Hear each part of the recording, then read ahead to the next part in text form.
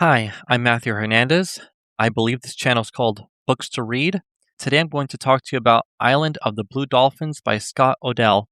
I never heard of this book before about 2 weeks ago. I just saw this book at work, and then I decided to read it. Then I started thinking, well, why don't I start making videos online like I did for a little while? So, with this book here, as I was doing a little bit of research right before making this video, I guess this book was originally not written for children. Scott Odell's audience was adults. Then, when publishers said, "Well, I think you can make this for kids," and he did.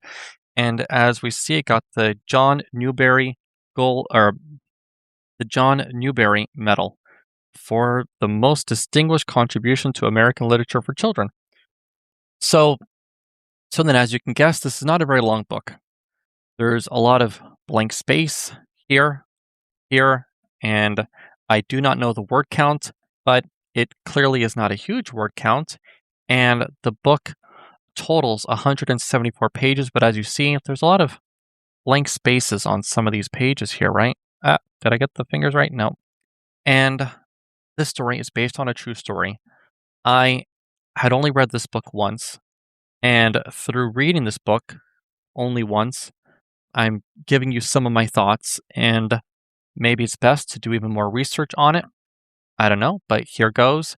It was based on a true story of a woman who had lived on this island for 18 years on her own.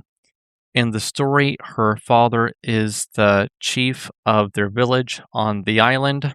Then the Alouettes come from Russia, and they want to hunt the otters. Her father doesn't like them, but he feels there's not much he can do. They keep their distance from each other, they keep their guard up around each other, and when they betray their deal, and part of the book at the beginning is kind of scary because she's going, if you look up any information about this book, you already know that Karina, oh my gosh, I hope I'm saying these names properly.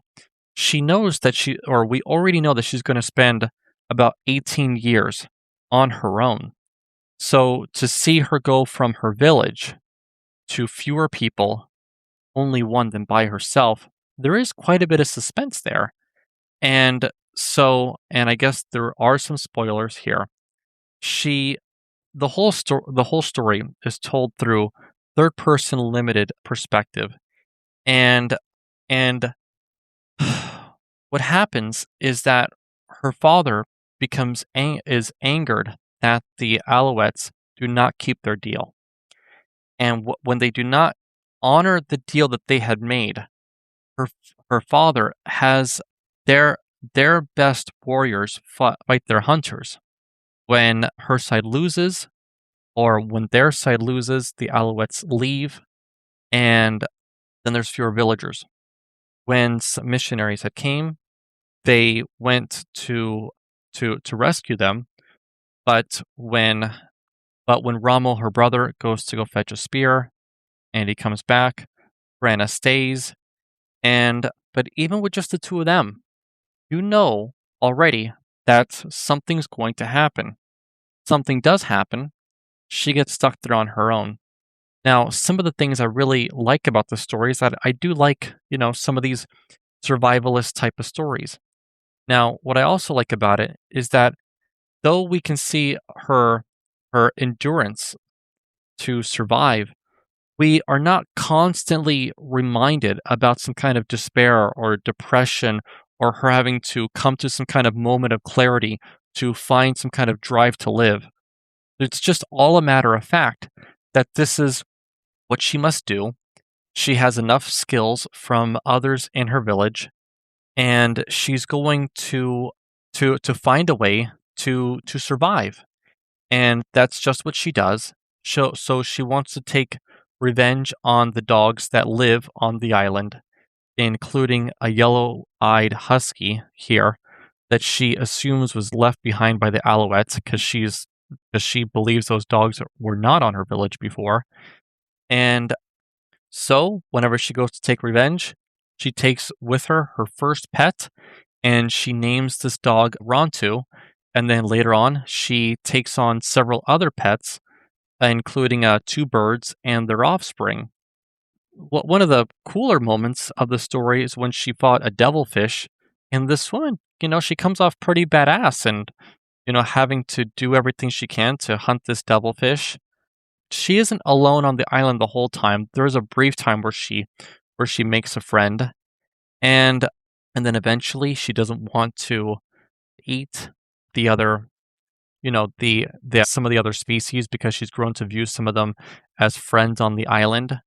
And I don't know how much Scott Odell had researched all this, probably a lot more than I should have to make this video, but there was some telling parts about how he interpreted. I don't know how much research he did. Maybe I should have done that part before publishing this video and making it.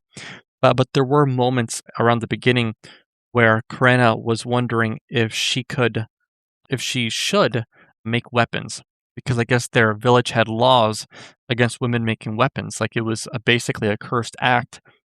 But she figures she has to, and she does a great job, making her home there and everything that she has to do to survive.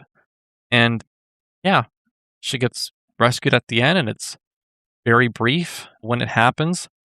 And the whole focus of the story is really just her on the island, just trying to survive. Yeah, I think I said most everything that I would need to say to go and cover the story. Though this video has been about 8 minutes so far, if you did read this book with others, some kind of book club, or I guess maybe a lot of elementary school students do read this book, and I guess my school just never assigned it to us. This book does have a lot that you could speak to with others about for, several hours and stuff. I mean, there really is a lot packed in here, when she talks about making new clothing, and then at the end how others admire it. And I do like that this isn't filled with some of the modern tropes. And as I write, maybe it would have been great if my writing didn't have some of these tropes of almost like workout montages or something like that, because for everything that she has done, and for the real person that Karena is based off of, for everything that she had done, it could not have been easy. And for all the research and everything for Scott Odell to put into this, he was able to write a character who has these skills, but yet we don't need to constantly see them like grating their teeth and like climbing off the side of a mountain they almost can't reach. And then we hear some kind of suspenseful music and they almost fall off and then they catch themselves to the last second. I mean, it doesn't quite have those tropes throughout most of it. And when there are moments of it and there are moments of suspense, it's just a matter of fact that the woman just had a good sense of like, oh, if the Alouette ever come, this is what I'm going to do. I'm going to keep looking at the beach and hoping I get rescued, and then this is what I'm going to do. And then I'm going to make a fire if anything ever happens. And the way the simple past tense is written, most of the time it feels very present. It does not feel like she's recalling something from weeks or so ago. There are moments where the past tense usage does feel like maybe there was passage of time and she's recalling something, but most of the time the simple past tense does feel pretty present at the moment. So here, I just opened up to a random page. The tide was low when I reached it. Far up on the slope lay the body of the old bull. Gulls had picked his bones clean, but I found what I had come for. So, I mean, yes, that is written in past tense with I hope I'm saying this correct, a past perfect as well, but it doesn't feel so long ago with each sentence. I mean, it does carry a certain present feel to it. And I do like that. I mean, I think a lot of people like some kind of survivalist story, and this does carry a lot of that with it. And yeah, and even to open up a random page, I mean, if I opened up a random page and it didn't quite show me that point, I might have almost been embarrassing. But yeah, but most of the story does carry that with it. It does carry that tense with it. and it keeps it feeling pretty present, frankly. I mean, I understand it's not present tense. I mean, I am saying past tense, but I think you all get the gist of what I mean. So I have not read Scott Odell's other stories, and I have another video only in this setting I'm going to make, and I will just try to find, which I stated, part of my intents and all that, but I will try to make other videos with just children's novels and teenage novels and stuff, just so that way I can get into the rhythm of this again. Hopefully, that's not saying or implying that my reading level is wherever you might, I don't know. Oh my gosh. But, just to get into the rhythm of all this, because I am not anywhere in the rhythm of trying to make any kind of content like this. So I will try to find some other books from work and try to present them here. So thank you very much. Bye.